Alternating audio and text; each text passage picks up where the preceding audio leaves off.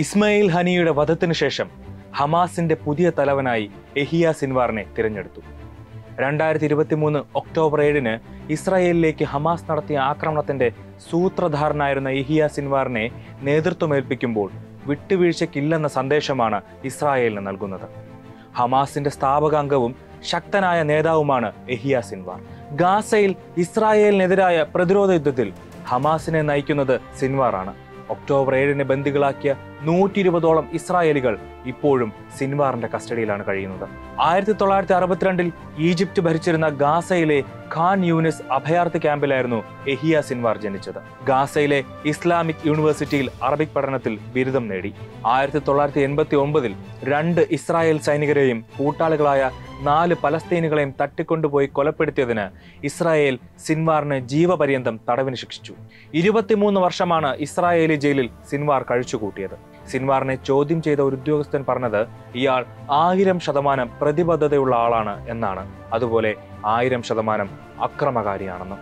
5 വർഷത്തോളം ഹമാസിന്റെ ബന്ദിയായിരുന്ന ഗിലാഡ് ഷലുത്ത് എന്ന പട്ടാളക്കാരനെ വിട്ടുകിട്ടാൻ 2011 ഇസ്രായേൽ തടവിലുണ്ടായിരുന്ന 1000 ഹമാസ് പോരാളികളെ മോചിപ്പിക്കേണ്ടി വന്നു. അവരുടെ കൂട്ടത്തിലാണ് യഹിയ തിരികെ ഗാസയിലെത്തുന്നത്. പിന്നീട് ഗാസയിലെ ഹമാസിന്റെ ബുദ്ധി കേന്ദ്രമായി സിൻവാർ മാറി. 2015 സെപ്റ്റംബറിൽ സിൻവാറിനെ അമേരിക്കൻ സർക്കാർ ലോക ഭീകരനായി പ്രഖ്യാപിച്ചു. ഒക്ടോബർ 7 ആക്രമണം സിൻവാറിന്റെ ബുദ്ധിയായിരുന്നു. ഇസ്മായിൽ ഹനിയയുടെ കീഴിലുള്ള ഹമാസ് നേതൃത്വത്തെ അറിയിക്കാതെയായിരുന്നു ആക്രമണമെന്നാണ് റിപ്പോർട്ട്. സിൻവാറിന്റെ വരവോടെ വെടിനിർത്തൽ ചർച്ചകൾക്കുള്ള വഴി ചുരുങ്ങുമോ എന്ന ആശങ്കയും ഉയരുന്നുണ്ട്. ഹമാസ് നേതാക്കളെ എല്ലാം കൊലപ്പെടുത്തുന്ന ഇസ്രായേലിന്റെ നിലപാടിനോടുള്ള അമർഷം അമേരിക്ക ഇതിനോടകം ഇസ്രായേലിനെ അറിയിച്ചു കഴിഞ്ഞു. എന്നാൽ ഹനിയെ കൂടി വധിക്കപ്പെട്ടതോടെ വരും നാളുകളിൽ ഹമാസ് വെടിനിർത്തലിന് നിർബന്ധിതരാകുമെന്നായിരുന്നു നെതന്യാഹുവിന്റെ കണക്കുകൂട്ടൽ. എന്നാൽ സിൻവാർ നേതൃത്വം ഏറ്റെടുത്തതോടെ ഇത് പിഴച്ചുവെന്ന് വേണം കരുതാൻ. യഹിയ സിൻവാറിന്റെ സ്ഥാനാരോഹണത്തെക്കുറിച്ച് ഇസ്രായേലി വക്താവ് ഡാനിയൽ ഹഗാരി അൽ അറേബ്യ ടിവിയോട് പറഞ്ഞതിങ്ങനെ: ഒക്ടോബർ 7 നടന്ന ആക്രമണത്തിന് പിന്നിൽ പ്രവർത്തിച്ച മുഹമ്മദ് ഡെയ്ഫിനും മറ്റു കൊല്ലപ്പെട്ട തീവ്രവാദികൾക്കുമൊപ്പമായിരിക്കും യഹിയ സിൻവാറിന്റെയും സ്ഥാനം. ഇക്കഴിഞ്ഞ ജൂലൈയിൽ ഇസ്രായേൽ ആക്രമണത്തിൽ ഹമാസിന്റെ മിലിറ്ററി കമാൻഡറായിരുന്ന മുഹമ്മദ് ഡെയ്ഫ് കൊല്ലപ്പെട്ടിരുന്നു. സിൻവാറും സുരക്ഷിതനായിരിക്കില്ല എന്ന് ചുരുക്കം.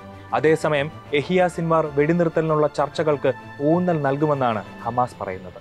മിതവാദിയായ ഹനിയയ്ക്ക് പകരം തീവ്ര ചിന്താഗതിക്കാരനായ യഹിയ ഹമാസിന്റെ ചുമതല ഏറ്റെടുക്കുമ്പോൾ പശ്ചിമേഷ്യയിൽ സമവായം എളുപ്പമല്ലെന്ന് ഏറെക്കുറെ ഉറപ്പായി എന്നാണ് വിലയിരുത്തൽ.